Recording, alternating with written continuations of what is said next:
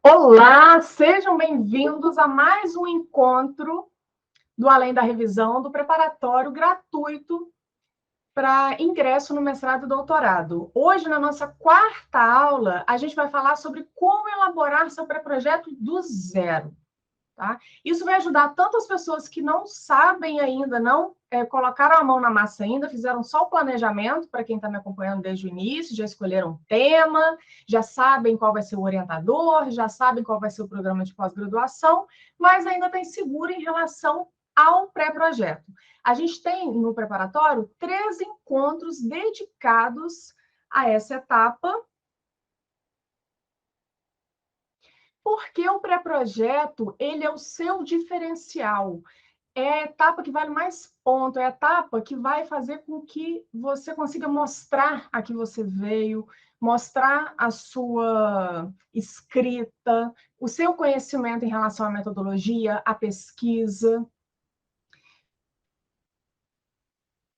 No nosso primeiro encontro, só para recapitular, a gente conversou por onde começar, né?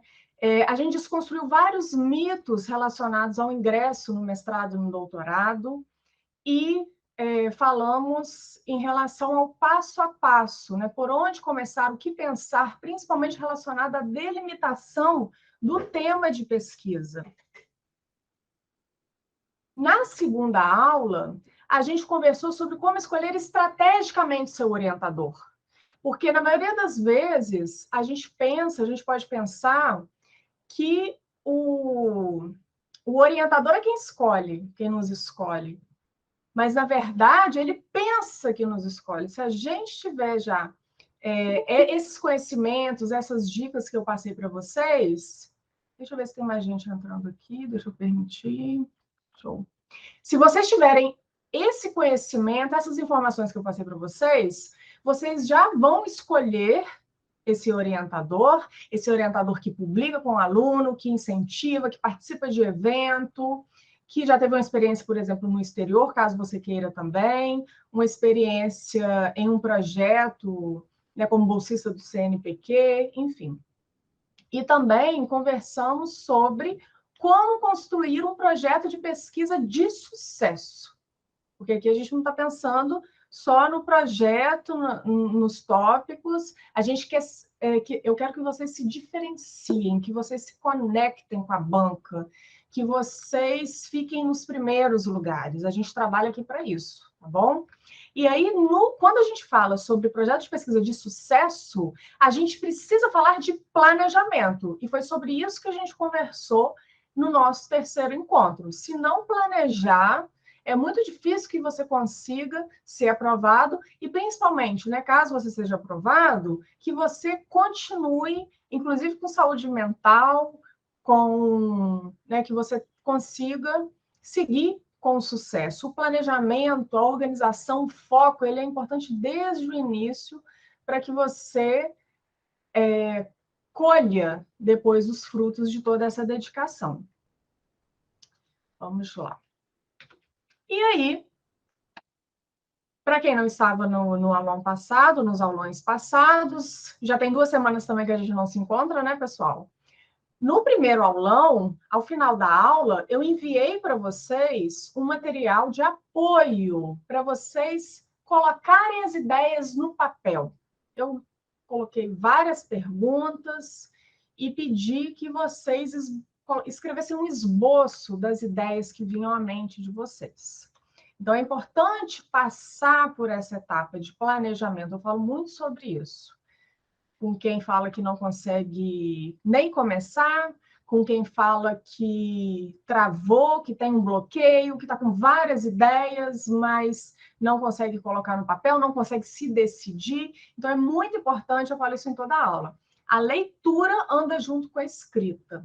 Se você só lê, você não consegue se decidir. E você acaba se perdendo em meias leituras. Se você só escreve também, você não tem embasamento teórico. Então, tem que andar junto. Vou mandar para vocês modelos de fichamentos também que eu uso. No aulão 2, a gente conversou sobre análise do site do programa de pós-graduação, porque a gente já pode mostrar no texto, que costuma ser a primeira etapa, agora as provas vão voltar, as provas escritas. Mas antes da prova escrita, você já tem que enviar o pré-projeto. E aí você pode mostrar já no próprio pré-projeto que vocês conhecem o programa, conhecem a linha de pesquisa, conhecem os projetos em andamento, e coloca isso nas entrelinhas ali no texto do seu projeto. Eu falei com vocês também para vocês, após verificarem as linhas de pesquisa, os projetos em andamento, quais são os docentes, o currículo deles, né, conhecer, ficar íntimo desse programa de pós-graduação, até para você decidir também se vai ser ali mesmo que você vai cursar o mestrado ou o doutorado. Também falei na aula 2 sobre a análise do currículo Lattes do possível orientador, principalmente nas abas de projetos, a tese, qual foi o tema, o assunto, as palavras-chave, né, o resumo como um todo diz muito sobre o orientador, se ele publica com os alunos ou não, dá uma olhada nas últimas dissertações e teses que ele orientou, quem sabe citar essas dissertações, algumas, uma, pelo menos, dissertação ou tese no seu pré-projeto. Isso vai fazer com que você se conecte com a banca, é um diferencial, e a maioria das pessoas não pensam nisso. Né? Tanto que é um diferencial, eu estou passando tudo para vocês aqui nesse encontro, nesse preparatório, com 10 encontros, para vocês verem, né, que tudo é técnica. E quando a gente se planeja, quando a gente se esforça, quando a gente se dedica, a gente consegue alcançar o nosso objetivo. Também falei para vocês analisarem o último edital do programa de pós-graduação. Por que isso é importante? Principalmente para quem está caindo de paraquedas, para quem está na graduação ainda e não sabe quais são as exigências. Tem gente que me procura quando sai o edital, e aí tem lá a exigência, publicação de pelo menos 2 artigos científicos. Não dá tempo de publicar. Então, quanto antes, mesmo que o edital, até melhor se o edital não foi publicado ainda, aproveitem, porque os editais, eles abrem em janeiro, depois abrem em julho, agosto, ou em dezembro, então tem datas.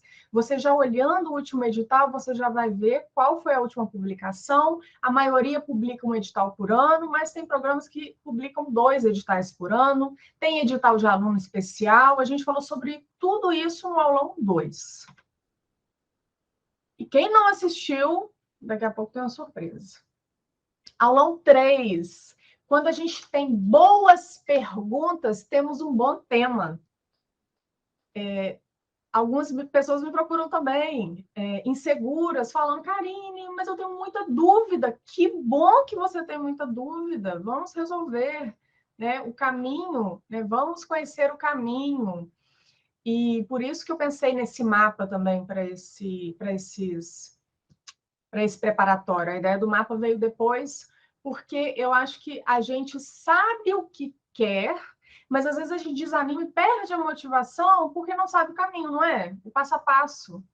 E tem várias formas também, e vocês vão perceber que no meu mapa você não fica presa, né? Você vai ver que você mesmo pode construir ali a sua aprendizagem. Tem hiperlinks, muito material gratuito, vídeo, tá bem legal. E aí eu vou até trazer para vocês uma afirmação que eu trouxe na última aula, que fazer ciência é, antes de mais nada, saber fazer as perguntas certas. A dúvida e o desconhecimento nos levam às descobertas. E aí, se a gente não conseguir fazer as perguntas relevantes sobre o nosso tema, talvez a gente não tenha clareza a respeito dele.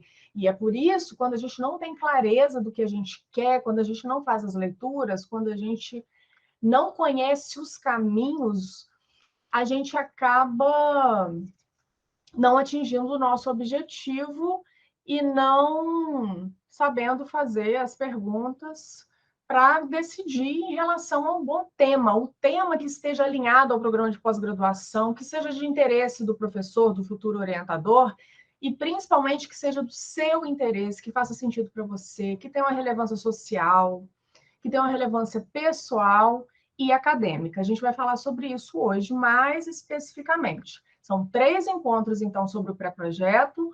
No primeiro, a gente falou sobre a construção de um pré-projeto de sucesso, o planejamento, e hoje a gente vai falar sobre a estrutura, os tópicos principais. Introdução, objetivos, justificativa, tá bem legal.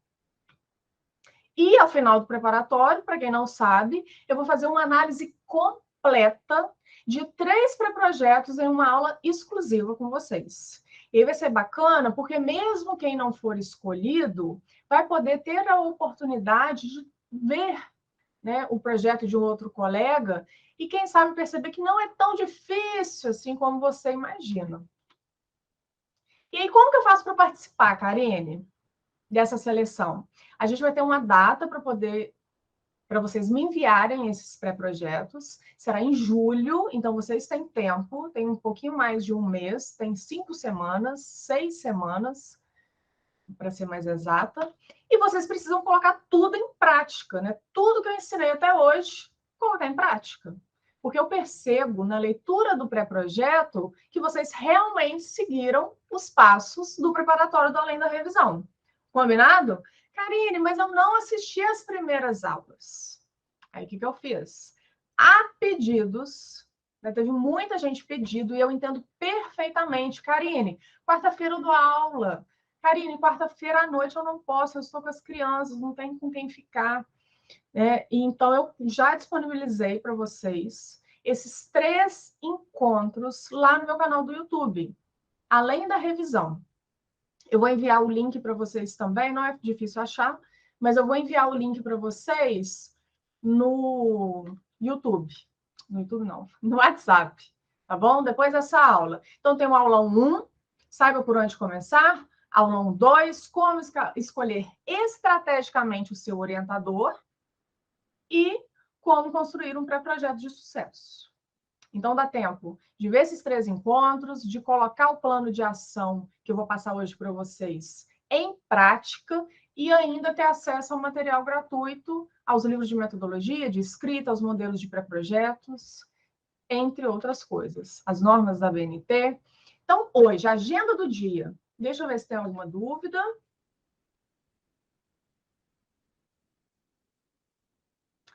Sim, Rafael, eu vou te falar sobre isso. Pode deixar que eu falo no final da aula. O que é um pré-projeto? Eu já trouxe no encontro anterior, mas como já tem 2 semanas, eu vou falar mais um pouquinho sobre isso. Aliás, não tem 2 semanas, são 21 dias. Não é?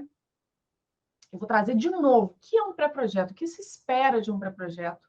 A ferramenta 5W2H aplicada à pesquisa. Tem algum administrador aqui? Quem conhece a ferramenta 5W2H? Ela é muito utilizada em projetos de empresas. Terceiro tópico, eu trago os tópicos de um pré-projeto de pesquisa.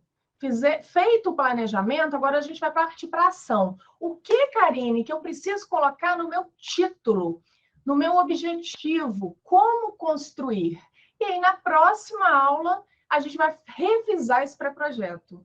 Então, eu vou trazendo sempre informações a mais para que vocês, aos poucos, construam essa mentalidade de pesquisador e do que precisa ter em um pré-projeto de pesquisa de sucesso, nota 10.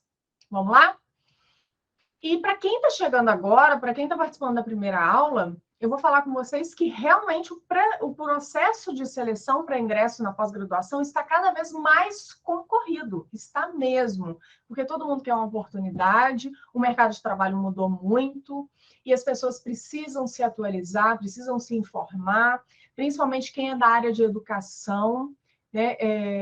Eu atendo muitos alunos da área de alunos e professores, licenciados, licenciados, porque o mundo mudou muito, principalmente depois dessa pandemia, e a gente precisa se atualizar, a gente precisa se conectar com esse aluno da nova geração, a gente precisa aprender novas metodologias, metodologias ativas, saber como se comunicar com esse aluno.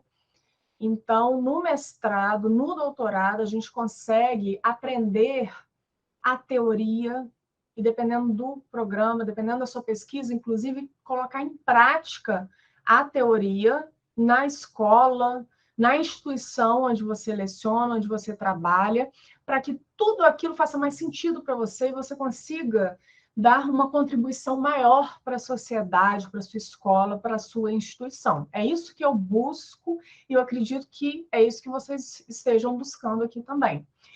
E aí, tem muita concorrência? Tem, mas as pessoas não se preparam como deveriam para a etapa de análise do pré-projeto. Como eu sei isso? São 12 anos de experiência, 12 anos na pós-graduação. Tanto quanto aluna foram 7 anos. Como professora, são 12 anos. E eu vejo, né, no Além da Revisão, esse trabalho que eu faço, prece de consultoria, mentoria, análise de pré-projeto, chegam trabalhos para mim que eu me pergunto, né, eu até falo assim, por que a graduação não prepara esses jovens, esses futuros professores, essa geração, essa nova geração para a pesquisa? Porque até agora não tem pesquisa. Por que focam tanto no ensino tradicional, né, principalmente? E esses alunos, às vezes, até escrevem TCC, mas não têm a orientação que deveriam e não conseguem escrever um pré-projeto do zero. Então, essa angústia foi uma angústia que eu passei também enquanto aluna. Eu recebi ajuda de um doutorando na época. Então, assim, peçam ajuda. Se vocês, né, aqui eu estou oferecendo muitos recursos para vocês, aproveitem. Se vocês não têm recursos para investir numa consultoria, numa mentoria, peçam ajuda, troquem o texto com os colegas, com o marido, né, com a esposa, com o namorado, com pessoas que vocês confiem, para que vocês consigam, né, ter um feedback em relação ao texto de vocês, para a pessoa saber se está claro, se faz sentido, te dar algumas dicas, principalmente pessoas que já estão um nível acima de você, que já estão no mestrado, já estão no doutorado. É muito importante ter um feedback de alguém para diminuir a angústia de vocês, que eu sei que é muita. É um processo seletivo, é um concurso. Muitas vezes a gente está se candidatando à bolsa de estudos, muitas vezes eu ouço muito isso também, Karine, eu preciso passar, eu não tenho outra escolha. A minha instituição está me cobrando isso, ou então eu não consigo ser aprovada em concurso, com o mestrado eu terei mais oportunidades, mais chances, eu conseguirei depois palestrar na área, enfim, são muitas possibilidades, e a gente conversou sobre isso no primeiro encontro, depois dá uma olhada lá no YouTube, no canal Além da Revisão. E o projeto, então, por que são 3 encontros? Ele precisa ser o seu diferencial. É ele que vai te colocar lá dentro. Ah, Karine, mas eu acho que eu não vou fazer, porque tem 10 anos que eu não estudo. Eu acho que eu não vou participar, eu acho que eu não vou passar, não vou ser aprovado ou aprovada, porque eu não sei escrever um projeto, eu não aprendi, eu não sei metodologia. Vamos aprender, agora é o momento, tá? E se vocês eu acho muito importante também vocês chamarem um amigo. Vamos participar comigo? Porque aí um cobra do outro. Vamos fazer junto? Você lê meu projeto, eu leio o seu, e aí a gente tem mais chances de conseguir a análise completa da Karine, do Além da Revisão. Tá? Pensem nisso. E se vocês fazem, escrevem, elaboram um pré-projeto com antecedência, vocês estão muito à frente, porque a maioria deixa para fazer quando é publicado o edital, 2 semanas antes de fechar, e aí não dá conta de escrever um pré-projeto de sucesso. E o que é um pré-projeto? Ou anteprojeto? É uma etapa para o candidato expor as suas ideias, mostre que você veio, o que você quer, né? Os seus temas, os seus objetivos de pesquisa. E você, no texto científico, você precisa mostrar precisão. Tem gente que manda um projeto que eu falo assim, peraí, o que você quer? Qual o seu objeto de estudo? Para qual professor você vai se candidatar? Tem 3 pesquisas. Como eu vejo isso? O título fala uma coisa, o objetivo fala outra, e na metodologia é uma outra pesquisa, uma terceira pesquisa. Então, vocês vão ver hoje que todos os tópicos precisam estar conversando entre si. Se você usa um termo, uma palavra no título, mantenha ele até o final. Conceitue cada um dos termos, das expressões que você usa, principalmente num programa interdisciplinar, num programa de ensino, num programa que não seja da linha dura. Letras, por exemplo, os professores da banca terão conhecimento do pré-projeto de termos e expressões utilizadas. Agora, se você está se candidatando a um programa de ensino, concorda que lá terão professores da área de geografia, da área de história, da área de matemática, e os avaliadores da banca não necessariamente precisam ter conhecimento específico daquele pré-projeto, daquele assunto, daquele tema. Então, você precisa ser muito claro. E aí, por isso, a importância de uma outra pessoa ler o seu projeto, um amigo, um familiar, um professor, porque ele vai conseguir mostrar para você o que você não está enxergando mais, porque você não aguenta mais ler o seu pré-projeto. Eu não sei quem está nessa fase, né, de não conseguir mais enxergar, porque já leu tanto, e às vezes não dá tempo de deixar o texto descansar, e não consegue, realmente não consegue perceber os pontos que podem ser melhorados naquele pré-projeto. E como um plano, pré-projeto é um plano, você vai mostrar o que você vai fazer nos próximos 2 anos, qual vai ser a sua contribuição para aquela linha de pesquisa, para aquele programa de pós-graduação. No mestrado são 24 meses e no doutorado são 48 meses. A gente falou isso também nas primeiras aulas. No pré-projeto de pesquisa, você precisa definir o que fazer, por que fazer, para quem fazer, onde fazer, como, com quem, quanto, quando. Então, antes de você se preocupar com a estrutura da introdução, com a estrutura da justificativa, respondam de forma como se vocês estivessem conversando com um amigo, com um familiar, com um professor sobre as suas ideias.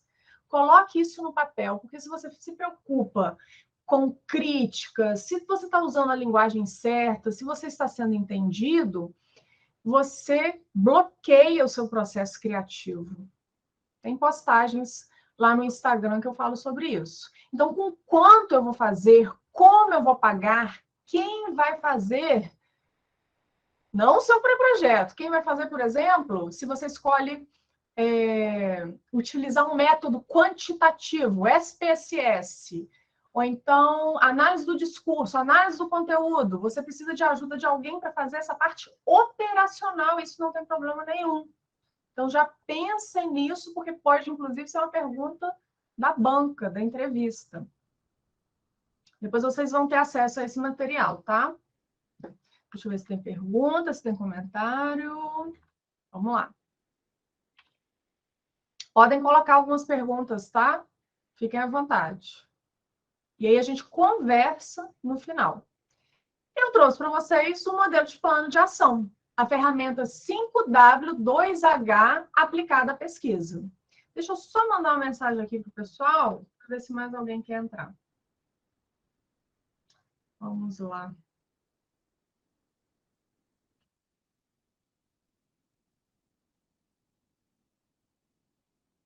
Cadê esse povo?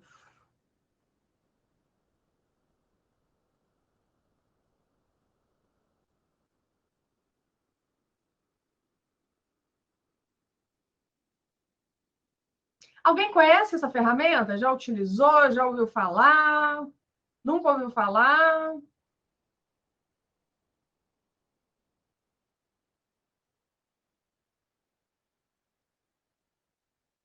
Coloquem aí para mim.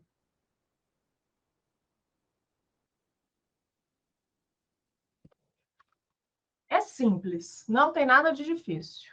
Então, no centro, eu trago aí o nome da ferramenta, porque 5W2H. Por conta do... É uma ferramenta em inglês, né? Então, tem as iniciais em inglês, mas eu já trouxe traduzida para vocês. No título, o que eu vou colocar no título? O que você vai pesquisar? O que você vai fazer? O que você quer fazer? coloca no papel. E depois você vai atualizando, escrevendo novas versões. O projeto não é assim, vou escrever o meu título e vai ser esse título até o final. Não, isso não acontece. Inclusive, com pesquisadores mais experientes, a gente muda o título até o último dia, até o dia da entrega, tá? Até ficar satisfeito, até fazer sentido, principalmente porque o título, a gente falou sobre isso na última aula, ele é um dos últimos tópicos que você precisa finalizar. Então, você pode até colocar um esboço, mas é importante que ele seja visto depois. Objetivos. A pergunta é, para quê? Para que você vai fazer essa pesquisa? Para comparar, investigar, analisar, conhecer, sempre usando um verbo de ação. A gente tem tanto o objetivo geral, quanto os objetivos específicos. No objetivo geral, imagine um trem, eu gosto muito dessa analogia. Imagine um trem, ele tem um destino final, não tem? Então, pensem que esse destino final, o ponto de parada do trem, é o objetivo geral. Mas para chegar até o objetivo geral, eu tenho que passar pelos trilhos, pelos caminhos. Esses trilhos são os objetivos específicos. Então, você vai ver que, para alcançar o objetivo geral, você precisa deixar claro no seu texto por quais caminhos você vai passar. Sempre utilizando um verbo de ação. E no material de apoio, no mapa do pré-projeto, tem um material específico sobre esse assunto. Então, eu já respondi o que eu vou fazer, para que eu vou fazer, e agora eu vou responder o porquê, com a minha justificativa, a minha questão-problema e a minha hipótese, se houver. A hipótese é mais comum no projeto de doutorado. Mas, como a gente tem conhecimento, a gente orienta aqui no Além da Revisão,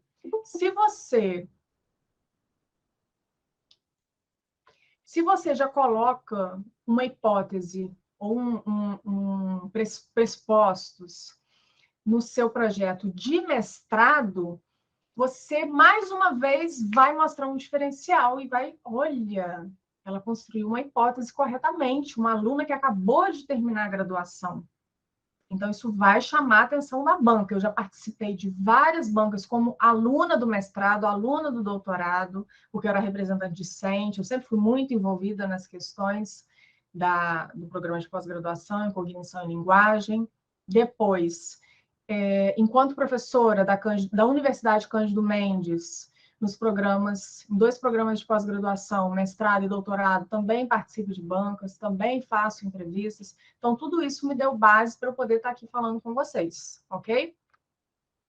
Então, já respondi o quê, para quê, por quê e o como. Gente, o como é o mais importante, as pessoas deixam para o final a metodologia. A pessoa tem medo de metodologia. Eu não sei. Tipos de pesquisa, o que é isso? Tem tudo isso nos livros que eu vou enviar para vocês. Tem vídeos, né, no YouTube, tá? Para ficar ainda mais claro. Então, na metodologia, o como é a linha de raciocínio da sua pesquisa. Se você não sabe como você vai fazer, o que você vai fazer nesses meses depois que você finalizar as disciplinas do mestrado, do doutorado, se você não sabe como você vai, quais métodos você vai utilizar, quais procedimentos, qual será a sua abordagem, quais são os sujeitos, qual o local da pesquisa, você não vai conseguir se destacar, nem no projeto e muito menos na entrevista, porque a entrevista, os professores vão direto na metodologia. Como você pretende fazer a sua pesquisa?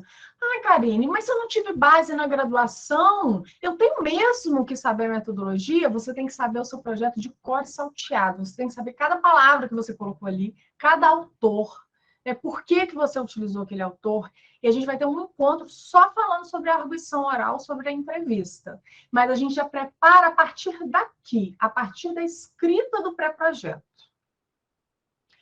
Onde você vai fazer essa pesquisa, né? A delimitação do tema, qual o recorte da pesquisa. Para o mestrado, por exemplo, no meu caso, a pesquisa já tinha sido feita, a minha pesquisa já tinha sido feita, a minha não, mas algumas pesquisas já tinham sido feitas em capitais brasileiras, mas não tinha nenhuma pesquisa sobre os marcadores conversacionais que eu escolhi no interior, em cidades do interior. E é bacana porque a partir do momento que eu fiz a pesquisa, como era novidade, outros pesquisadores começaram a me citar. Então se ela fez essa pesquisa, se ela comparou e viu que os pontos em comum e os pontos divergentes entre o uso, a escolha, a função desses marcadores conversacionais, assim, tipo e tipo assim, no interior do Rio de Janeiro, eu vou fazer pesquisa no interior de Goiás, o outro vai fazer pesquisa no interior do Rio Grande do Norte, e por aí vai. E aí você vira referência.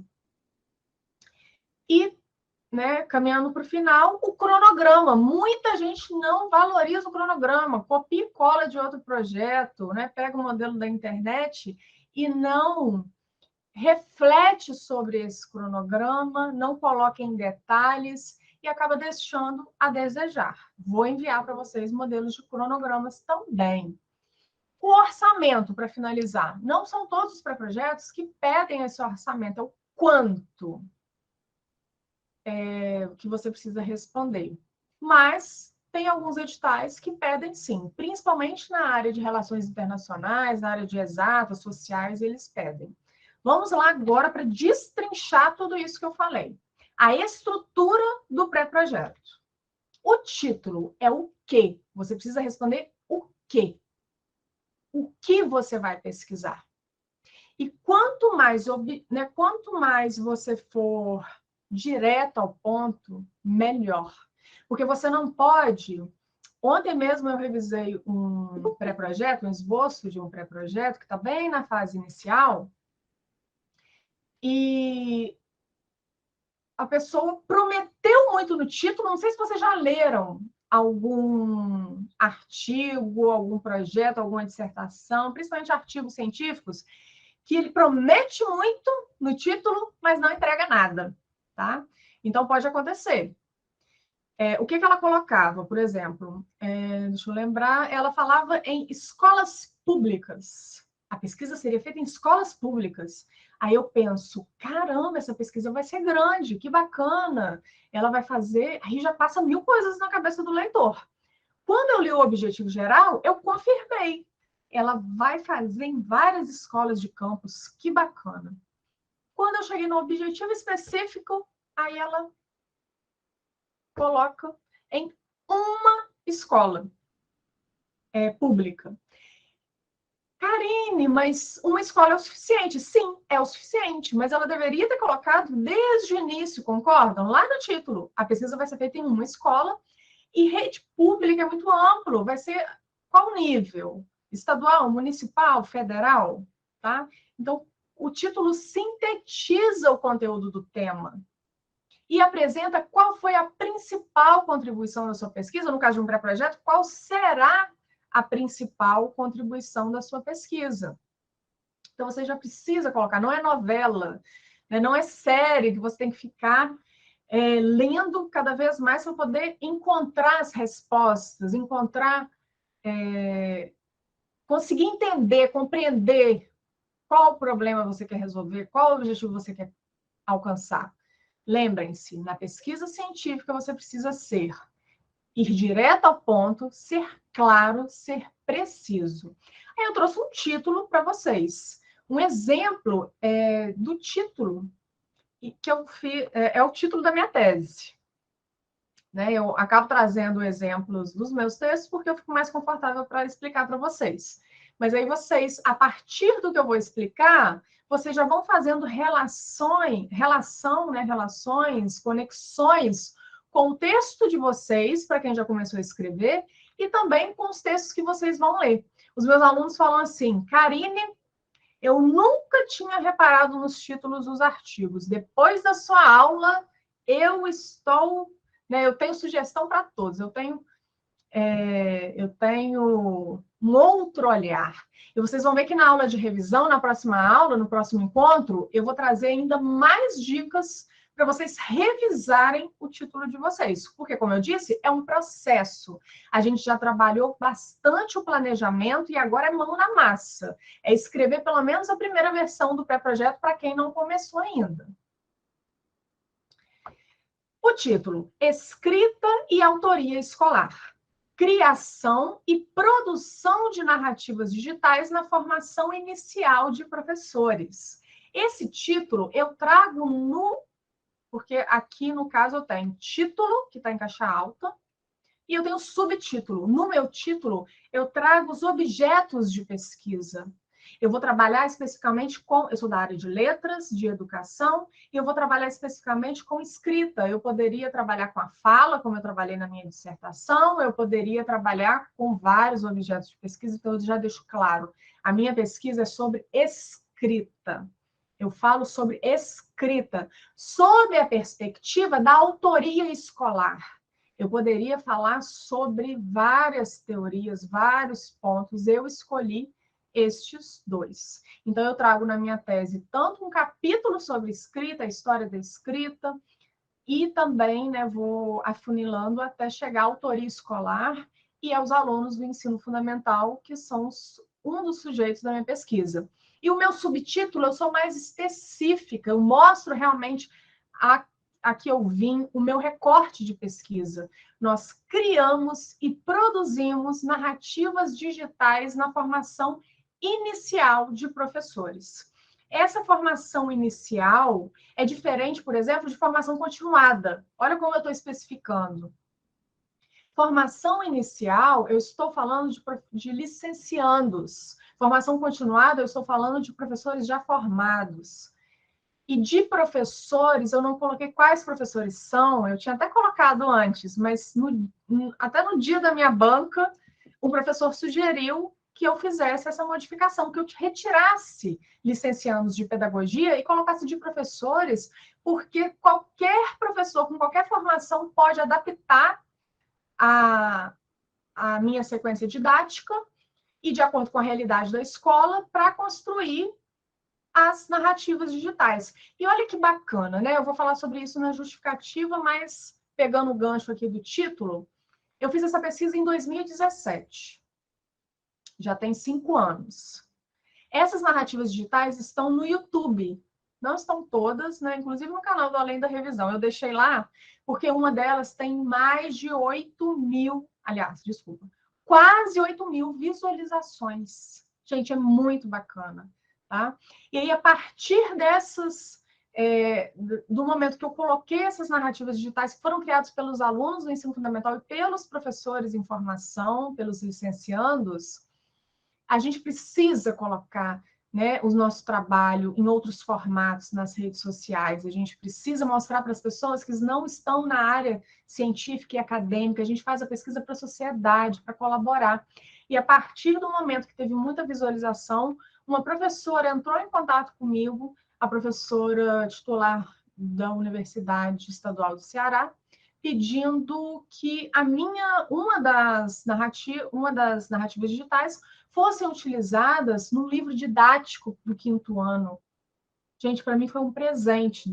Foi no início da pandemia, em 2020, que eu, né, cedi essa autorização. E no início dessa semana, além dos artigos publicados, capítulos de livros, eu estou mostrando para vocês as oportunidades que vocês têm a partir do momento que vocês cursam mestrado, doutorado. No início da semana, eu recebi um convite para colaborar com uma pesquisa em andamento sobre narrativas digitais. Eu vou ceder essa entrevista na sexta-feira agora. Vou até compartilhar com vocês depois lá no Instagram. Anotem as dúvidas, por favor. Tragam os títulos de vocês também. Coloquem para mim. Olha, a Mariana está perguntando, os títulos costumam ser extensos? Nem sempre, Mariana. E a gente tem um limite, entre 15 palavras, né, até 15 palavras é o ideal, mas você pode colocar menos. O mais importante você pensar aqui é em trazer qual será a contribuição da sua pesquisa, o diferencial da sua pesquisa. O objetivo geral, para quê? Aqui você vai indicar o que você deve fazer, o que você deseja fazer, o que você pretende alcançar. E deve iniciar sempre com um verbo de ação. Eu vou passar para vocês a listagem. Tem verbos específicos para o objetivo geral, que é só um. Tem gente que coloca 2, 3, aí tem 3 pesquisas, 2 pesquisas, não é assim. É um verbo, você fala que você veio, tem exemplos, eu trouxe para vocês. Nos objetivos específicos, você pode colocar entre 3 e 5, é o suficiente para um pré-projeto. Exemplos do pré-projeto de mestrado, para vocês verem como muda o tempo todo a sua pesquisa. Porque você vai lendo mais, amadurecendo, participando de eventos, conversando com os professores, lendo livros, né, tendo acesso a muitos materiais, a muitas leituras e pesquisas. No pré-projeto de mestrado, quando eu ingressei, quando eu estava concorrendo à vaga, lá em 2010, eu coloquei como objetivo investigar o uso de marcadores discursivos em narrativas orais. Deixa eu já explicar aqui quem está boiando, quem não é da área de letras.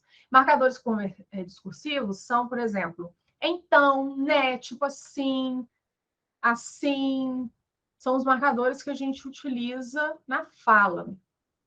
Tem várias funções. Em narrativas orais, aí eu fui bem específica, mostrando as funções discursivo e interacionais que elas exercem dentro de diferentes fatores socioculturais. Mesmo que vocês não sejam da área, dá para perceber que está muito geral. Eu fui específica em alguns momentos, mas eu coloco o uso de marcadores discursivos, não coloco quais são, especifico narrativas orais, legal, mostrando as funções discursivo interacionais, eu já coloco a teoria que eu vou usar, perfeito, que elas exercem dentro de diferentes fatores socioculturais, não coloco quais são. Não tem problema, fui aprovada em um dos primeiros lugares, porque a banca entende que você está em processo, você está aprendendo, você ainda não é um pesquisador. A dissertação, com o mesmo tema, eu não mudei o tema, já ficou bem mais específica. Olha que legal. Para vocês terem esse exemplo e poderem comparar depois com o projeto de vocês. Na dissertação já ficou analisar de que modo, como os vocábulos assim, tipo e tipo assim, porque eu não consigo em um ano, que é o tempo que dura a sua pesquisa, né? O primeiro ano você faz as disciplinas e o segundo ano realmente, efetivamente, escreve a sua dissertação, qualifica. E eu vi que eram inúmeros marcadores conversacionais. Eu queria pesquisar, o que me inquietava era em relação ao assim, tipo assim, serem usados muito como gírias, mas tem pesquisas desde 1980 que mostram a evolução, as funções desses marcadores. Eu sempre fui apaixonada pelo preconceito linguístico, por isso a minha escolha. E a partir disso, é a partir de pesquisas como essas, que as gramáticas são atualizadas, tá bom, gente? Só para vocês entenderem. Por exemplo, o agente separado, ele não, até 2012, ele não tinha sido incluído em livros didáticos. Foi a partir do início da década de 2010 que ele foi inserido a partir das pesquisas que mostraram que o agente estava sendo usado também na comunicação, no dia a dia, além de ser usado nas falas, ele passa a ser usado também na escrita. E isso não tem problema nenhum por conta da evolução da língua. A gente precisa se atualizar. Então, a minha pesquisa, como os vocábulos assim, tipo assim, são abordados na fala de alunos da rede pública da cidade de Campos do Goytacazes. Karine, você acabou de falar que será que rede pública não fica um trabalho muito extenso? Como você deu conta?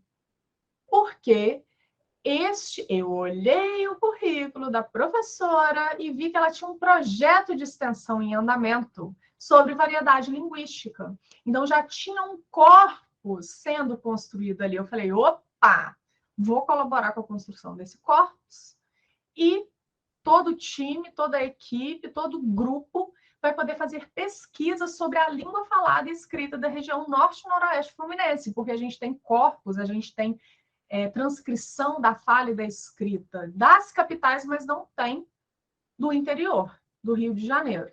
Tá bom? Só para vocês entenderem um pouco o raciocínio aí e levar para a realidade de vocês. Alguma dúvida? Estou de olho no chat. Para quem vai participar do processo seletivo de doutorado, eu coloquei no meu pré-projeto investigar. O pré-projeto, eu já conversei com vocês sobre isso, acho que foi na primeira aula, no primeiro encontro, sobre a diferença entre o mestrado e o doutorado, mas cabe falar de novo que precisa trazer algo inovador. Então, eu procurei investigar, né, a minha ideia inicial, meu pré-projeto, era investigar a viabilidade de um padrão de intervenção para escrita autora, eu já saí da fala, fui para a escrita, dos professores participantes do Programa Brasil Alfabetizado da cidade de Campos, que repercuta positivamente na aprendizagem da escrita dos jovens e adultos do referido programa. Porque a partir desse momento, lá em 2013, quando eu iniciei a minha experiência no ProEja do Instituto Federal Fluminense, como aluna, como professora substituta, me incomodava muito o fato dos alunos de EJA não saberem escrever. E aí eu pensei, como eu posso colaborar com eles? Como eu posso colaborar com essa área de conhecimento? O que não foi feito ainda dentre as pesquisas na área? E eu fui juntando. Eu vou pegar o Programa Brasil Alfabetizado na cidade de Campos dos Goytacazes com EJA, com alunos da EJA, e trabalhar escrita autora, que eu já estava iniciando conhecimento sobre esse assunto. Mas, o que aconteceu? O que acontece na maioria das vezes? Os professores, você vai mudando o seu tema, a sua escrita, o seu projeto ao longo do percurso. Quem vai se candidatar ao doutorado, me fala aí se precisou mudar todo o projeto durante o mestrado. Pode parecer desesperador, mas se você já escreveu um pré-projeto, agora vai ser muito mais fácil de escrever outro. E é isso mesmo, vai mudando. E como eu disse, você precisa mostrar que você sabe escrever um pré-projeto. Depois que você passa, aí você vai ter a oportunidade de participar de eventos, das aulas, conversar com os professores e ver se realmente é isso que você quer, se realmente é isso que faz sentido para você, para o seu momento, para como você quer ser conhecido como pesquisador, como pesquisadora. Então, a partir do momento em que eu tive contato com o PIBID, o Projeto de Iniciação à Docência, especificamente o projeto Escrita Solidária da UENF com os alunos de pedagogia, eu me apaixonei, me encantei. Eu não conseguiria mais fazer pesquisa no Programa Brasil Alfabetizado, porque teve muita mudança na direção de um ano para outro, enfim. E de início isso foi um problema, mas depois, após as minhas buscas de leituras, escritas, trocas com outros pesquisadores e professores, eu consegui definir o meu novo objetivo geral para a tese. Investigar se o estímulo de licenciandos a uma relação autoral com a escrita, por meio da produção de narrativas digitais, pode influenciar no desempenho da escrita deles e de seus alunos. E qual foi o diferencial da minha pesquisa? Karine, eu participei de um evento, acho que em 2020. Falei, Karine, mas tem várias pesquisas sobre escritas e narrativas digitais. Eu falei, estamos em 2020. Lá em 2017, né, nem sei como está agora, mas lá em 2017, tinha pesquisa sobre escrita autoral? Tinha. Mas não tinha nenhuma relacionada a narrativas digitais, a essa estratégia de ensino, a esta ferramenta metodológica. E não tinha também relacionando a escrita dos licenciandos, dos futuros alfabetizadores, dos seus alunos. O que me inquietava na época?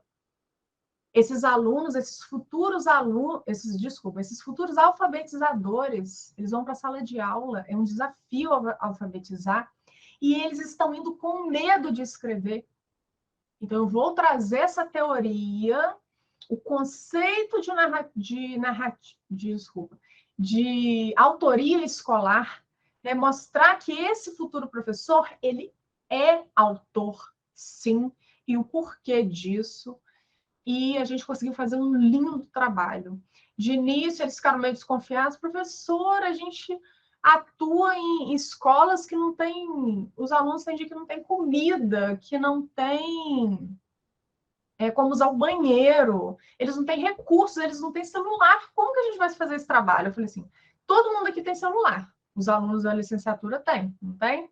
Então, confie em mim que a gente vai fazer um ótimo trabalho. E está aí, dando frutos até hoje, 5 anos depois. É isso que eu quero de vocês. É isso que eu quero que vocês vivam. Tá? E não simplesmente escrevam um projeto para ficar depois aí no Google, ninguém cita, né, nas bases de dados, ninguém cita, porque ele não mostra você, não mostra o pesquisador, não está alinhado com o seu propósito, a sua missão. Todo mundo acompanhando, gente? Vamos passar para os objetivos específicos agora? Está fazendo sentido para vocês a minha fala? Estão conseguindo acompanhar? Coloquem para mim, por favor, no chat.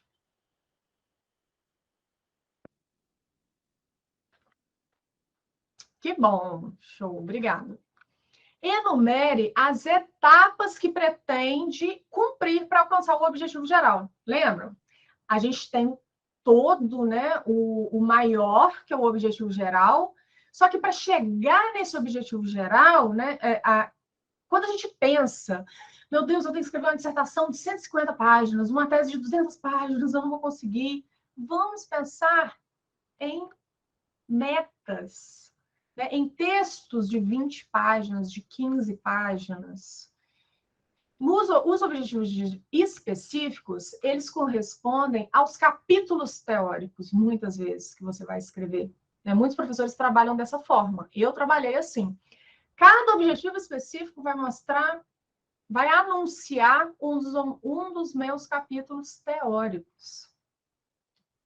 A partir do momento que eu escrevo um capítulo sobre escrita, um outro capítulo sobre autoria escolar, outro capítulo sobre narrativas digitais, tá vendo? Eu vou caminhando, passando no meu trilho, nos trilhos, até alcançar o objetivo geral. Vamos lá.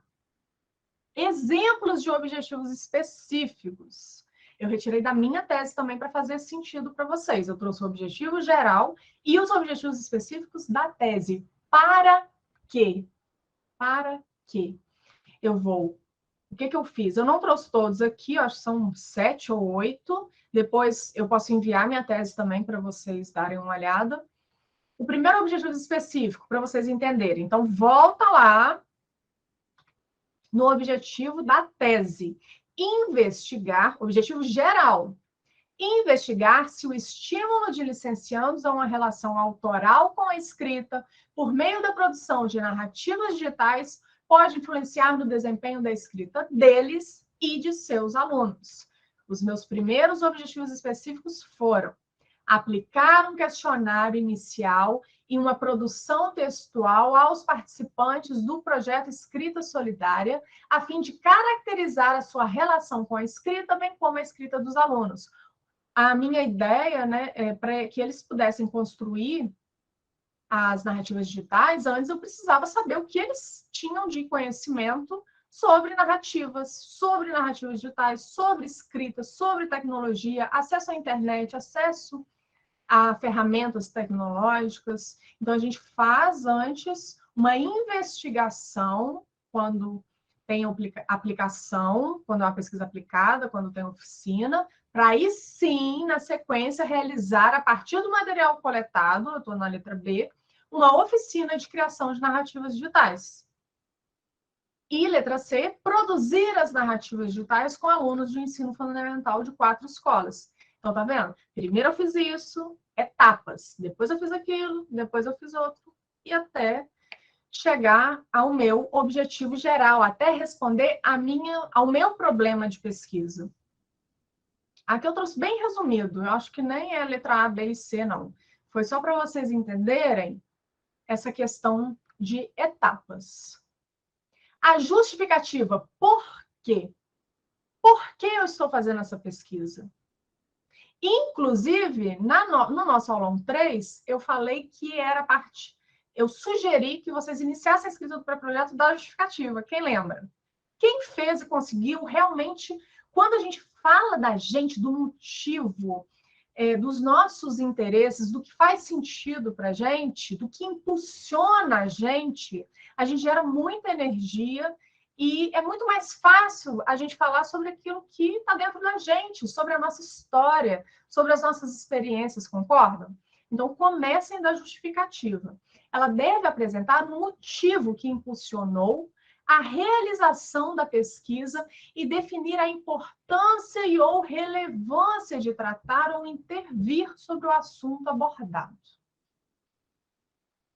Afinal de contas, a sua pesquisa só vai ser financiada, eu acho que todo mundo aqui quer bolsa, né? E a bolsa aumentou 30%, mestrado 2.000 e doutorado, eu acho que está R$ 2.800. Ah, uma maravilha. A justificativa, né, quando a sua pesquisa só vai merecer ser financiada, ela só vai ser de interesse da banca se ela tem relevância social, acadêmico-científica e pessoal. Eu vou falar mais sobre isso, eu vou falar bastante sobre isso na próxima aula, no próximo encontro, quando a gente fala de revisão. O que precisa ter, e no mapa também tem essa explicação, tá? O que precisa ter na sua justificativa? O que seria essa relevância social? Ou relevância política, relevância para a comunidade? A relevância acadêmico-científica. Às vezes aparecem projetos para eu avaliar com temas que já foram tratados, os assuntos já foram tratados, então não faz sentido você fazer uma pesquisa que já foi feita, são 2 anos. Então, a gente tem que buscar as lacunas. O que não foi feito ainda? Eu pego uma ideia daqui, uma dali, né?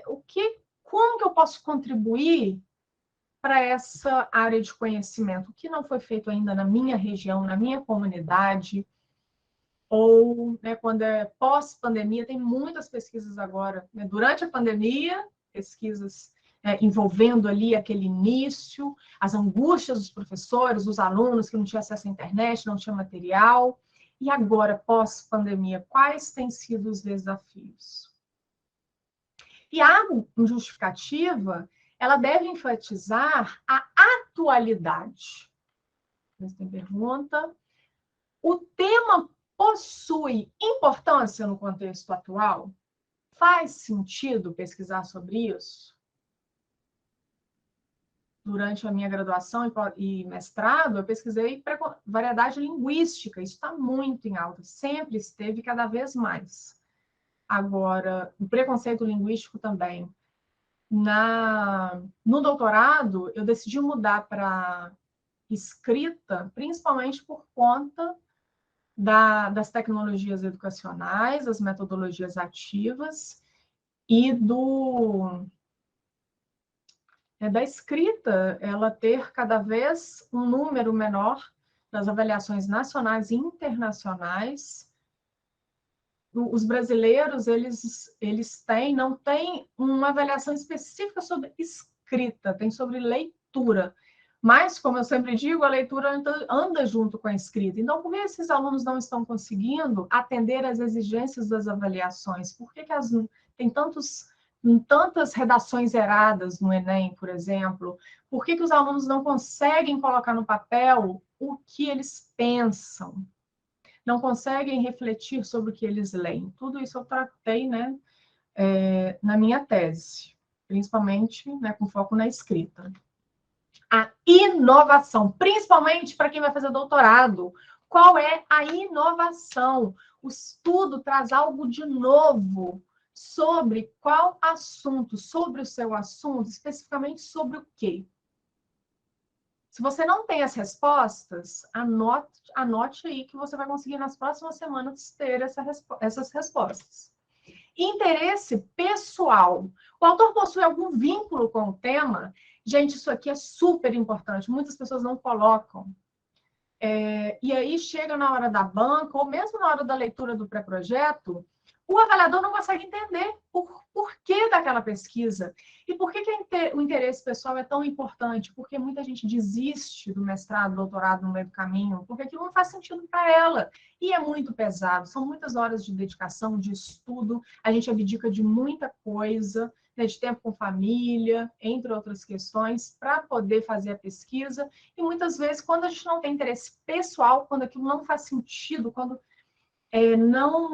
não faz sentido com o nosso propósito de vida, com a nossa missão, com a diferença que a gente quer fazer no mundo,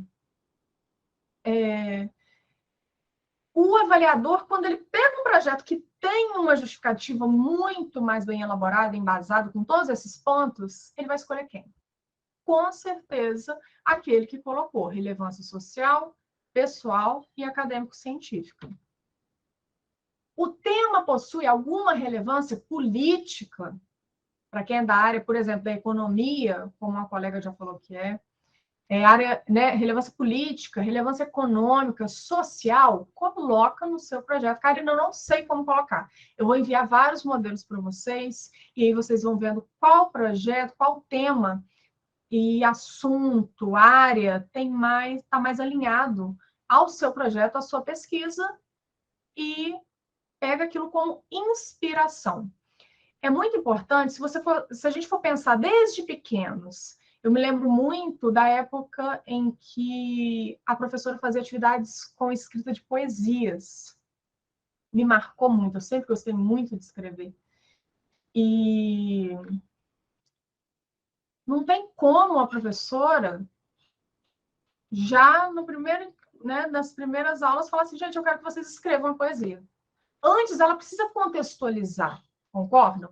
Explicar a estrutura de das poesias, ler as poesias, criar um ambiente de leitura, um ambiente prazeroso para a leitura, para apresentar várias poesias, né? E aí os alunos um aluno vai se identificar mais com uma ou com outra. Eu lembro muito da borboletas amarelas e brancas são alegres e francas. Olha como marca a gente. Então, por isso a importância de você mostrar de onde surgiu a ideia, como foi construída, e aí depois, só lá na frente, que o professor, né, ele vai ensinar a estrutura da poesia, vai falar sobre a biografia dos autores, e aí vai criar mais conexão com aqueles alunos. Pensa nisso, né? Agora voltado para a sua pesquisa, para o seu pré-projeto, você também precisa ler outras pesquisas. Você só escreve um pré-projeto depois que você lê vários artigos. Você só escreve um pré-projeto depois que você lê outra, né? Se for um pré-projeto de mestrado, você precisa entender o que você vai... qual está sendo o seu planejamento? Onde você vai chegar? Precisa ter a leitura de outras dissertações, principalmente orientadas pelo professor, pelo possível orientador. Tese, a mesma coisa. Leia outras teses, veja se tem padrões naquele programa de pós-graduação, qual método que eles sempre utilizam, o que eles sempre colocam naquele tópico, e aí, com certeza, é sinônimo de sucesso, vocês vão conseguir se conectar com o leitor, no caso, os professores da banca. Então, tenham paciência, é uma construção, são várias versões, e salvem todas essas versões, mandem para o e-mail de vocês, coloquem na nuvem, porque, né, para não acontecer, tecnologia a gente não pode confiar muito no computador. Eu, por exemplo, um mês antes de terminar a tese, joguei meio copo d'água no notebook e perdi o notebook. Não deu tempo nem de chorar. Já fui na sala do meu orientador, pelo amor de Deus, me empresta o notebook. Tá? Então, isso é importante também. Planejamento, fazer tudo com tempo e organização. Contribuição da sua pesquisa. O que o tema acrescenta para o debate científico? Essa aqui é a relevância científica. Estão pesquisando há muitos anos, por exemplo, sobre escrita, mas não tem muitas pesquisas sobre a perspectiva da autoria escolar. Quando a gente vê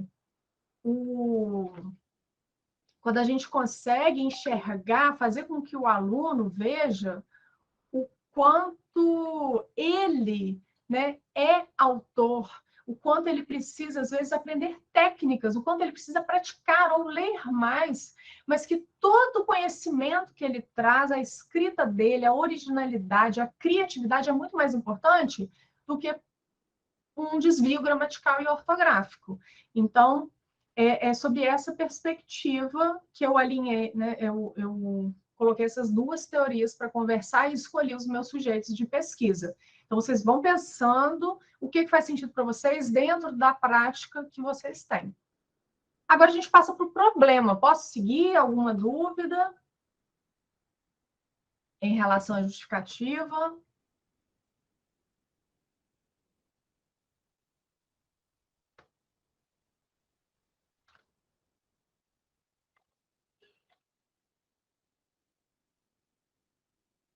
Vamos lá.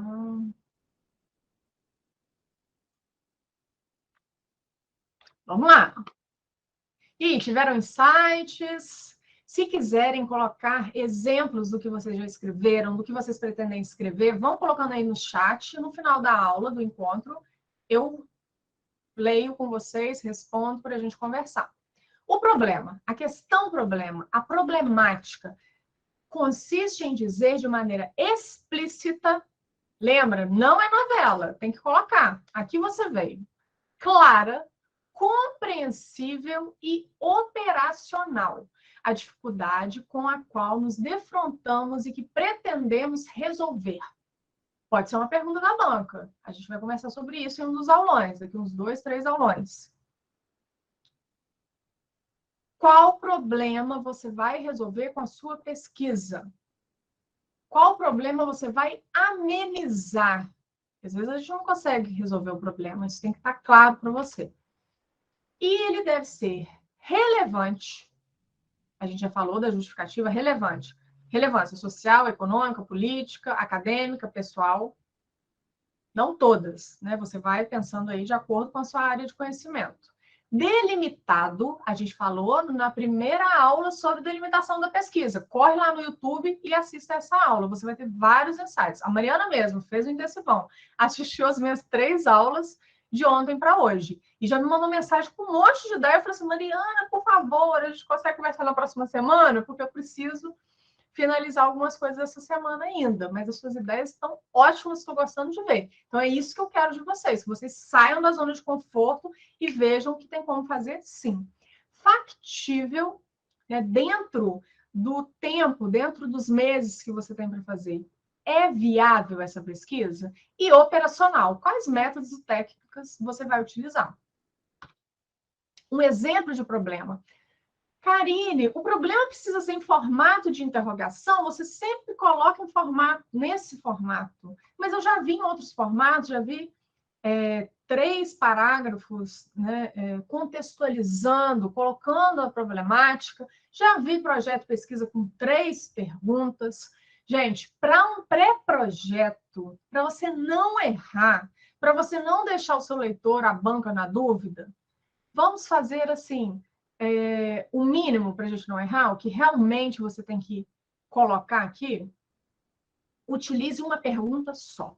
Porque aí vai ficar muito mais claro para você e vai mostrar para a banca, né, que você realmente consegue responder aquela questão. Depois, quando você for aluno regular, se você quiser mudar, alterar, colocar mais perguntas, tudo bem.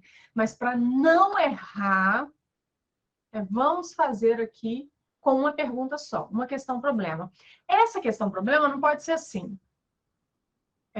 Por exemplo, o estímulo de licencianos a uma relação autoral pode influenciar no desempenho da escrita deles e dos seus alunos? A resposta vai ser sim ou não. Como eu vou escrever 100 páginas se a resposta, eu só estou procurando uma resposta que seja sim ou não? Não faz sentido, concorda? Então, busquem utilizar de que maneira, de que forma, como. Eu gosto muito do como também. Como estímulo de licenciandos a uma relação autoral. E aí você tem como descrever, expor tudo que você precisa para poder responder a essa pergunta até o final da sua pesquisa. Menos é mais. Essa é a dica que eu dou para a sua questão problema. Hipótese nem sempre é uma exigência do edital. É o porquê. Continua sendo o porquê. Tanto a justificativa quanto a questão problema e a hipótese. Você está respondendo o porquê da sua pesquisa. No mestrado, nem sempre é uma exigência. Às vezes, a banca, o edital pede pressupostos teóricos no lugar. E o doutorado é obrigatório. Hipótese ou hipóteses. No caso de uma pesquisa na área de exatas, por exemplo, você utiliza mais de uma hipótese, dependendo da sua pesquisa. Então, eu preciso buscar responder a sua questão problema. Então, mais uma vez, é muito mais fácil você colocar uma pergunta só e a sua hipótese será uma possível resposta para a sua pergunta que pode ou não ser respondida até o final da sua pesquisa. Ela deve ser testável. Ela serve de guia na pesquisa para verificar a sua validade. Sempre você vai voltar lá no seu problema, na sua hipótese, no seu objetivo geral. Porque a gente tem a tendência de ler muito e começa a vir outras ideias e a gente acaba fugindo do tema, acaba indo para o outro lado. Mas a pesquisa, quanto mais específica, quanto mais delimitada, é melhor. Então, que vocês usem a hipótese, o objetivo e a problemática para direcionar vocês, para saber realmente onde vocês querem chegar, qual é o destino final do trem que eu falei com vocês lá nos objetivos. Surge de observação, de resultados de outras pesquisas, teorias e intuição. No livro que eu vou enviar para vocês, sobre como construir um pré-projeto de pesquisa, tem várias instruções, orientações, tem a parte mais técnica, que envolve todos os tópicos que eu estou falando aqui. Aqui eu busco falar de uma maneira mais leve para vocês, né? Porque é um diferencial do Além da Revisão, da minha mentoria, da minha consultoria. Os alunos falam, nossa, eu li no livro, mas quando você explicou, ficou muito mais claro. Então, aqui a gente busca essa linguagem mais simples da pesquisa para que todos entendam. Principalmente vocês que estão iniciando. Então, eu trago de novo aí a minha pesquisa de tese.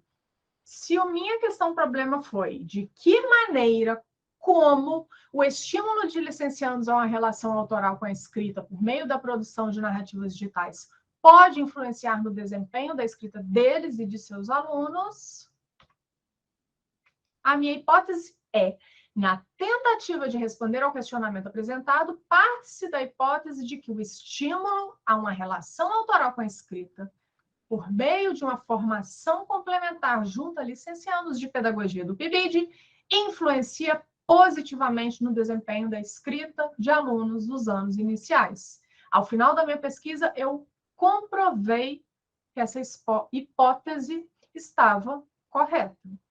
Eu poderia também ter chegado à conclusão que deixa eu colocar aqui. Eu poderia também ter chegado à conclusão de que, né, eu não encontrei essa resposta ao final da minha tese. E aí outros pesquisadores, depois da minha pesquisa, eles iam ter a minha pesquisa como base de caminho a não seguir, né? O que eu não vou fazer.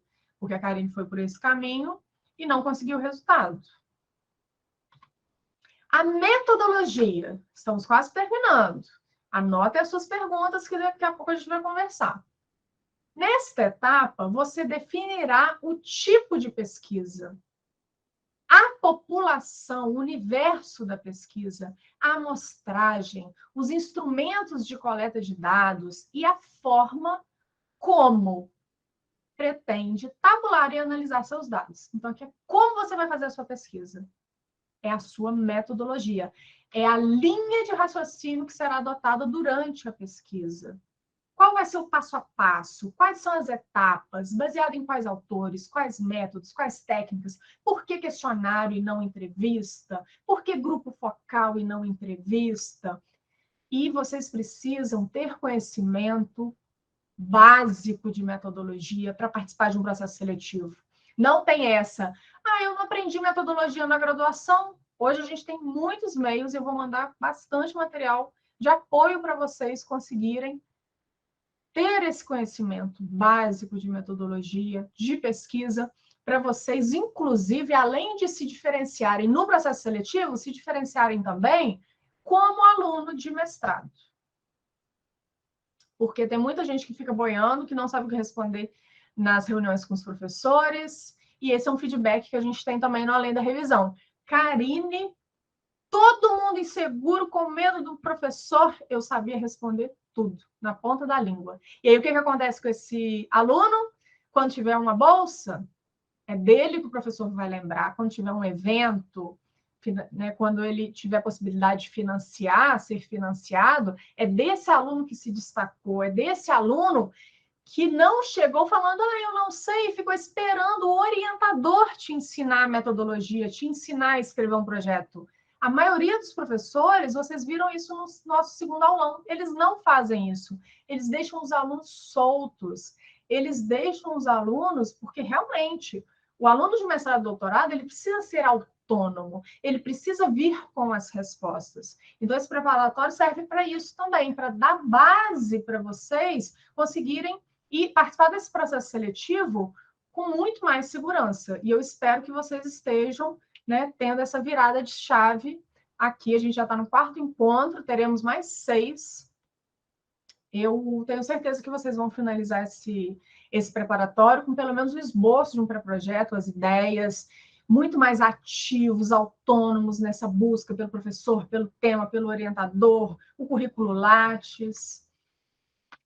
E no final do ano, ou no meio do ano, tem alguns processos seletivos também no meio do ano, inclusive o da UENF está para sair um edital de políticas sociais, sociologia política. Eu vou colocar essas informações lá tem um grupo do WhatsApp, tem no Facebook também, a gente está com um grupo para poder se ajudar, vou compartilhar com vocês. E mais o quê? A gente está em vários canais, né? No YouTube, só digitar Além da Revisão. Classificação das pesquisas. O que eu falei? Lá, quando eu estava apresentando o 5W2H, a ferramenta de plano de ação do pré-projeto. A metodologia é o último tópico, um dos últimos tópicos. O que acontece? Eu vou, né, gasto mais tempo nos primeiros tópicos, aí nunca estou satisfeito, escreve de novo, e reviso, e vou procrastinando. Não sei metodologia, vou deixar para depois. Quem se identifica? Vou deixando. E aí, chegam projetos para mim, o objetivo não está claro, eu falo assim, eu vou para metodologia, às vezes na metodologia a pessoa me explica, aí tem um parágrafo que não fala nada com nada. Esse pré-projeto vai ser descartado, com certeza, porque é o principal, é sua linha de raciocínio, é aqui você veio. É mesmo que a sua ideia seja incrível, se você não coloca no seu pré-projeto como você vai fazer, com base em quais autores, quais métodos, quais técnicas, você não consegue se diferenciar. Você não escreve um pré-projeto de sucesso. Então, no mapa do pré-projeto do Além da Revisão, você vai ter conhecimento sobre a classificação das pesquisas.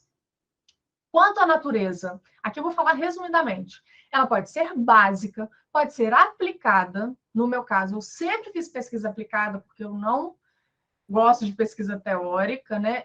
Porque eu preciso, como eu disse, tudo que eu faço está ligado à minha missão, ao meu propósito, tem que ter vida, e eu me conecto muito com as pessoas. Então, inclusive, o projeto Escrita Solidária, o meu orientador, o professor Gerson Tavares, ele foi a Portugal fazer o pós-doc e me falou, Karine, eu estou tão preocupada, não sei o que eu faço com o PIBID. Eu falei, deixa comigo. Karine, mas dá muito trabalho. Eu falei assim, eu quero ficar responsável como co-coordenadora, né? Porque é o que eu amo fazer. Estar com pessoas, estar com professores, porque tem os supervisores dos licenciados também. Esse projeto é lindo. Estar com os futuros professores, estar nas escolas municipais, estaduais, com os alunos de 7, 8 anos, aí sim faz sentido para mim. Sempre alinhar a teoria à prática. E aí, o que faz sentido para você? Você é mais o computador, da parte teórica, ou você quer aplicar a sua pesquisa. E você dá conta de aplicar em uma escola, em 2, 4, tem um time, um grupo de pesquisadores para fazer essa pesquisa junto com você, você só dá conta? Tem que pensar nisso tudo. Quanto à forma de abordagem, vai ser quantitativa, você vai usar um método estatístico, não é só para... tem gente que acha assim, vou colocar umas planilhas não, vou colocar umas tabelas, vou colocar uns gráficos, pessoal de letras, vou colocar uns gráficos na minha pesquisa, coloridinhos, pesquisa quantitativa. Não é assim não, gente, tem que ter um método estatístico por trás. Pesquisa qualitativa, pesquisa quali-quant, tudo isso vocês têm que saber a diferença. Quanto aos objetivos, é uma pesquisa exploratória, descritiva, explicativa. Depois a gente pode fazer um aulão.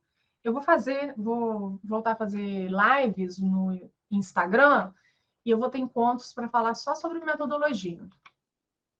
Quanto aos procedimentos técnicos, é uma pesquisa meramente bibliográfica, documental. Você vai analisar livros didáticos, vai analisar documentos da escola, da biblioteca, pesquisa da empresa, pesquisa experimental no laboratório, levantamento, estudo de caso, pesquisação. Na minha tese foi pesquisação.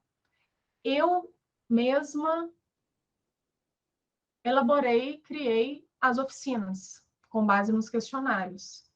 Pesquisa participante e sempre colocar com base em qual autor. Qual autor? Qual é o gigante da área que fala de pesquisação? Qual é o autor que fala de estudo de caso? Porque tem várias linhas teóricas. O embasamento teórico, já que a gente está falando em teoria, a gente continua falando do como. Toda pesquisa requer um embasamento teórico, e muita gente confunde fundamentação teórica com revisão de literatura. Vocês sabem a diferença? Ou para vocês era tudo igual? Falem para mim no chat.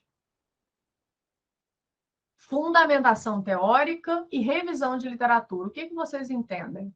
Pode deixar, Jaqueline, vou enviar hoje. Toda pesquisa requer um embasamento teórico. Nele é preciso observar a teoria de base, que dará sustentação ao trabalho, eu chamo também de fundamentação teórica, a revisão bibliográfica ou revisão de literatura, porque bibliográfica está bem direcionada a livros, e hoje em dia o acesso é mais digital. E a definição dos termos. Todo projeto de pesquisa deve conter as premissas ou pressupostos teóricos sobre os quais o pesquisador vai fundamentar a sua interpretação. Então, a partir da busca que você vai fazer na base Cielo, no Google Acadêmico, e essas informações estão no mapa do pré-projeto, que eu vou enviar para vocês na próxima semana. Quais são os gigantes da sua área? Quais são os autores que todos os pesquisadores, todos os artigos citam? Quando eu falo em preconceito linguístico, quem é da área de letras, eu preciso citar Marcos Bagno, ele é o gigante da área. Quando eu falo em tecnologias de comunicação e informação, eu preciso falar de Pierre Levy, porque eles são os pesquisadores os pesquisadores básicos, os pesquisadores que estão trabalhando com esse assunto há 20, 30 anos. Eu vou falar de permanência na educação, eu preciso falar de Vicentinto. Quem é o gigante da sua área? Você já sabe? Se não sabe, dever de casa.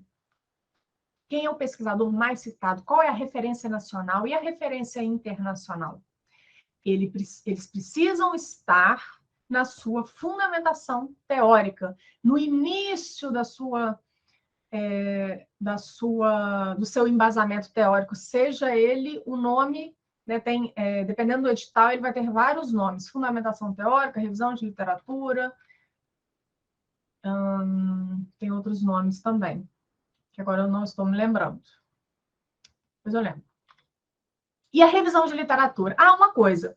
Eu acho que com a minha fala, vocês já perceberam que a fundamentação teórica, os gigantes da área, Eles têm muito tempo de experiência, 10 anos, 20 anos, 30 anos, eles já estão pesquisando isso, ó. Então, é bacana porque você fala assim, não sou eu que estou falando, é o Marcos Bagno, um pesquisador renomado, né, conhecido internacionalmente, autor de mais de 50 livros e professor titular da Universidade de Brasília.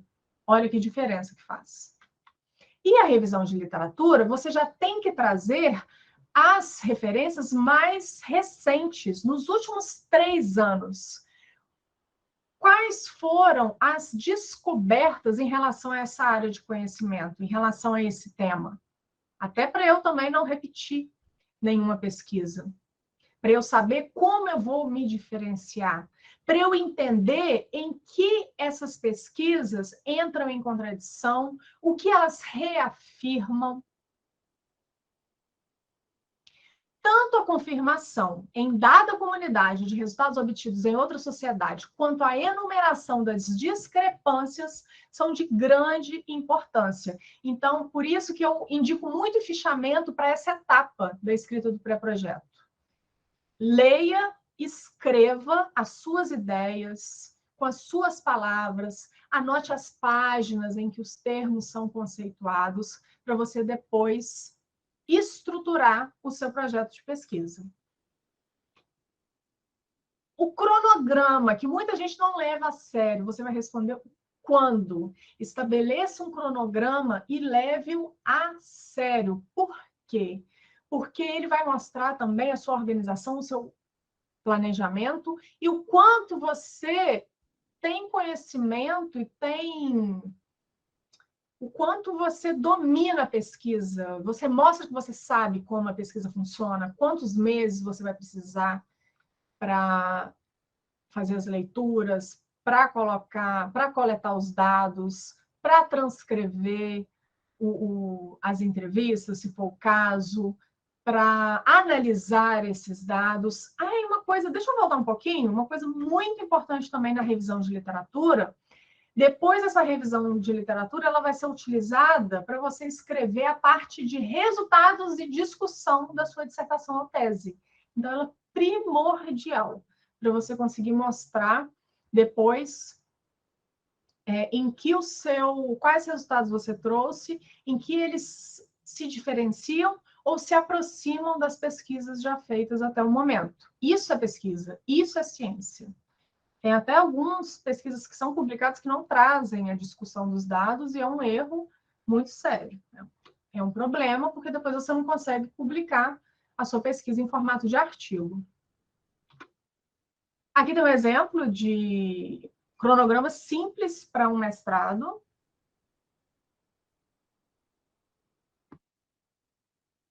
Mas aqui no Além da Revisão, a gente já faz, bem completo. Para o avaliador falar assim, uau, nenhum outro candidato colocou um cronograma desse. Então, a gente sabe, como se diferenciar. Como fazer com que o projeto de vocês se diferencie. Vou passar para vocês. E o orçamento? Quanto? Gente, só coloca o orçamento se o edital exigir. Tá bom? Essa ordem aqui também vai mudar de acordo com o edital. Pode ser que o objetivo e os objetivos específicos estejam dentro da introdução. Introdução também eu não estou falando aqui, porque a introdução é a contextualização do tema, é a delimitação do tema, e você traz, em muitos projetos, em muitos editais, eles pedem que você coloque dentro da introdução esses tópicos que a gente já tratou. Justificativa, objetivos, hipótese, questão-problema. O orçamento nada mais é do que você colocar os gastos pessoais e materiais. Eu preciso contratar um revisor de textos, um revisor de normas técnicas da ABNT, um estatístico, um programador. Preciso comprar papel, encadernação, xerox, calculadoras. Quanto isso vai me custar? E alguns editais também pedem que você coloque se a responsabilidade por esse orçamento será da pesquisadora ou do pesquisador, ou se haverá necessidade desse projeto ser financiado pelo governo, pelo Estado. A gente falou sobre bolsas de estudos nas aulas anteriores, acho que na aula 1. E aí, o pulo do gato, que eu estou trazendo de novo, eu trouxe ele também na aula 3 da nossa última aula. Para quem não assistiu, falei, vou repetir aqui que isso é muito importante, isso aqui desbloqueia qualquer um. Comece pela justificativa, comece escrevendo a justificativa, coloque as suas primeiras ideias. Lembrem-se que a escrita, ela passa por 4 etapas. Primeiro, planejamento. Depois, a escrita da primeira versão. Nessa primeira versão, você não vai ficar preocupado com se você usou pontuação corretamente, se você repetiu palavras, solta a sua escrita, coloca as suas ideias. Depois, sim, você vai partir para a parte de revisão. E se você não está conseguindo revisar o seu texto, no próximo encontro a gente vai falar sobre isso. Eu falei também no início da aula de hoje sobre você chamar um colega para poder participar desse encontro, desse preparatório, ou um colega também, porque aí cada um vai ler o projeto do outro, vocês vão juntos, é muito mais bacana quando você tem alguém junto com você, um familiar, como o Wagner está fazendo com a esposa, e você também pode pedir ajuda a uma pessoa com mais experiência, que já está no programa de pós-graduação, de um professor, de um pesquisador. No Além da Revisão também, a gente faz esse trabalho de mentoria e consultoria. No próximo encontro eu vou falar um pouquinho mais sobre isso, tá? Caso vocês tenham interesse, porque, assim, gente, é um diferencial. E as pessoas têm vários depoimentos, tem mais de 90 avaliações no Google, depois dê uma olhada. Tem também avaliações lá nos destaques, para vocês verem como que ter um feedback, uma orientação de um professor que já passou por isso tudo, você consegue evoluir, aprender e muito mais além. Então, comece pela justificativa, depois você parte para a fundamentação teórica e as referências, porque, afinal de contas, para você definir o seu objetivo, você precisa saber o que já foi pesquisado sobre o tema até o momento. Na sequência, objetivos, questão, problema e hipótese. Eu faço um exercício aqui com o meu mentorando, sempre com esses 3 tópicos em conjunto, porque um está relacionado ao outro. A pesquisa, os tópicos estão todos relacionados, mas estes estão muito relacionados. Eles precisam estar conectados, precisam falar a mesma língua. Em seguida, metodologia de pesquisa. Aí sim, eu já tenho a leitura, eu já sei o que eu vou fazer, eu já sei qual pergunta eu quero responder, eu já sei qual objetivo eu quero alcançar.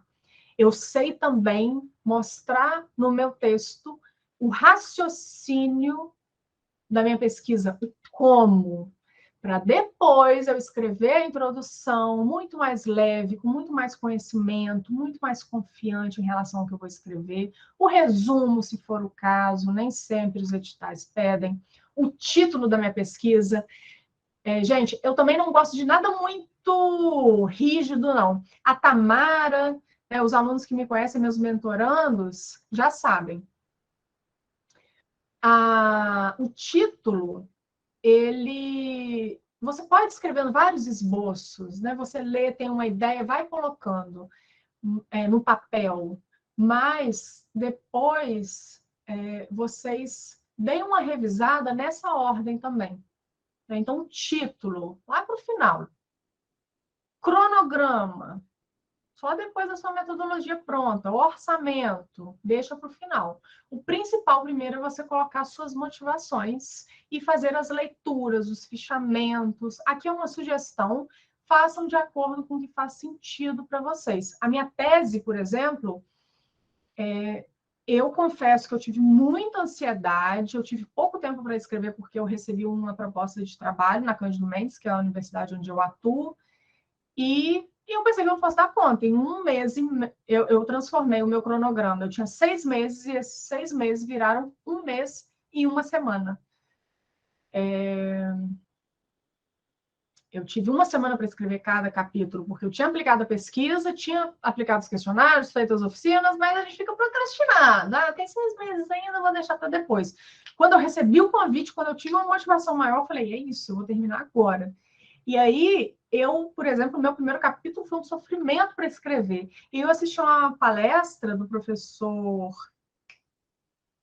da Unicamp, Volpato, do professor Volpato. ele disse assim, comece sua pesquisa de trás para frente. Comece pela conclusão, mesmo que seja um esboço. Depois parte para os seus resultados e a discussão, porque você já tem as leituras, já coletou os dados. Parte para os resultados e aí sim a metodologia, porque se você não destrinchou ainda os seus resultados, o que você vai colocar, como você vai finalizar o seu tópico de metodologia?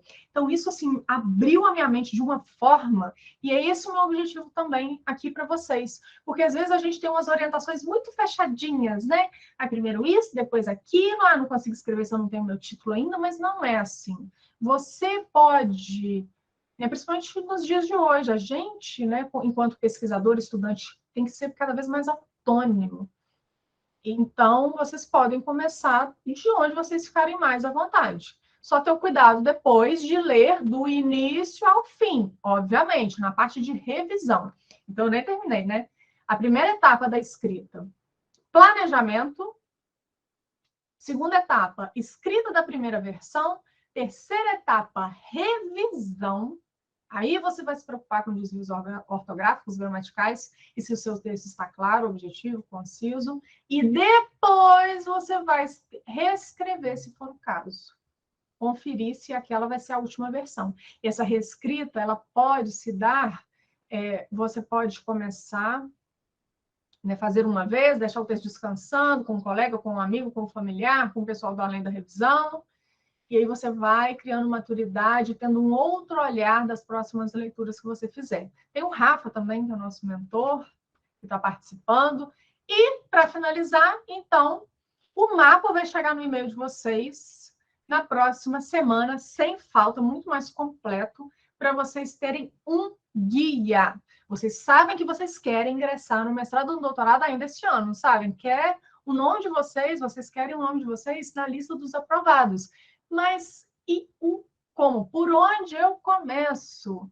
É mesmo as inseguranças, o tempo, a energia que a gente gasta, tem a família, tem o trabalho, é muita coisa para vocês darem conta. Então, a ideia do mapa veio para poder orientar vocês até em relação ao tempo que vocês vão gastar para colocar em prática cada uma, né, para escrever cada um dos tópicos. Combinado?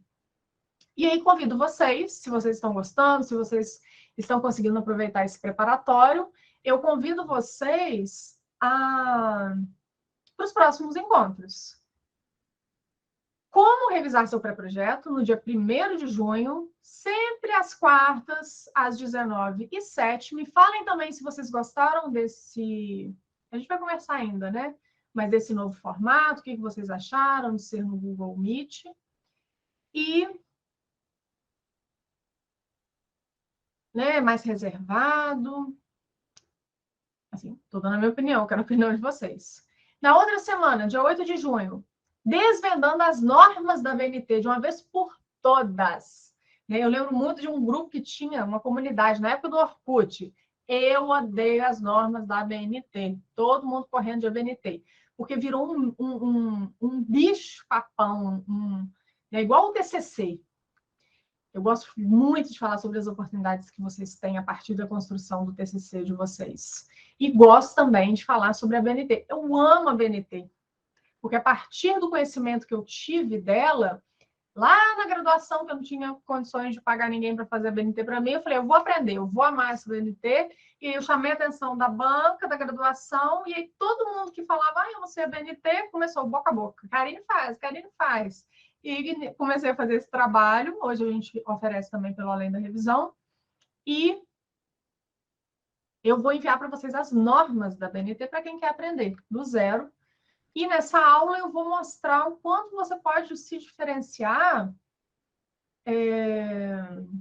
a partir do momento que você domina, né? O aluno, o pesquisador, o mestrando, o doutorando, o professor do ensino superior, que domina a metodologia, que domina escrita acadêmico-científica, que sabe revisar um texto, que sabe a BNT, ele se destaca, ele tem mais oportunidades. Eu vejo aí tantas pessoas, tantos alunos que se formam no doutorado e não conseguem oportunidade de emprego, eu vou olhar o currículo deles, eles não participaram, eles não foram ativos nas atividades do programa de pós-graduação. E isso também, a minha experiência, eu estou tentando passar para vocês nesses encontros. Se vocês darem uma olhada no encontro 1, encontro 2, principalmente, eu entreguei, assim, muita coisa, muita informação, que tem gente que está no doutorado já, que fala assim, gente, se eu soubesse,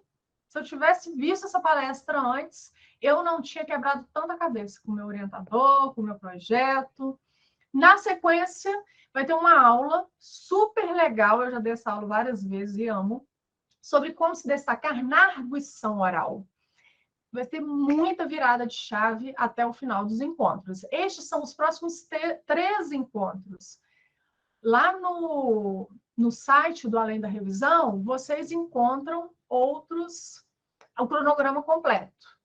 Esse cronograma completo também está no meu Instagram, está na descrição do grupo do WhatsApp. Quem não está no grupo do WhatsApp ainda, quem não recebeu os materiais dos outros aulões, entre em contato comigo no particular, no WhatsApp, ou por e-mail, no Instagram, enfim, nas redes sociais como um todo. Coloquem as perguntas de vocês lá no YouTube, curtam o vídeo para ele poder aparecer para mais pessoas, compartilhem, tá bom? Porque é um projeto que eu estou fazendo assim, estou me comprometendo com vocês, estou dando o meu melhor e eu quero que faça diferença na vida de muitas pessoas, principalmente aquelas que não têm com quem conversar, que não conhecem nenhum pesquisador, que acha que mestrado e doutorado não é para ele.